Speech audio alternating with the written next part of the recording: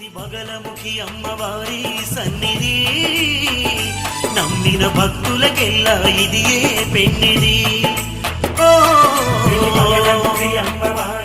శ్రీమాత్రే నమః. శ్రీ బగళాముఖి బండ్లమ్మ అమ్మవారి దేవస్థానము, చందోలు, పిట్లవానిపాలెం మండలం, బాపట్ల జిల్లా. శ్రీ పంచమి అక్షరాభ్యాస కార్యక్రమము 2026 23/1/2026 శుక్రవారం. భక్త మహాశయులకు విజ్ఞప్తి.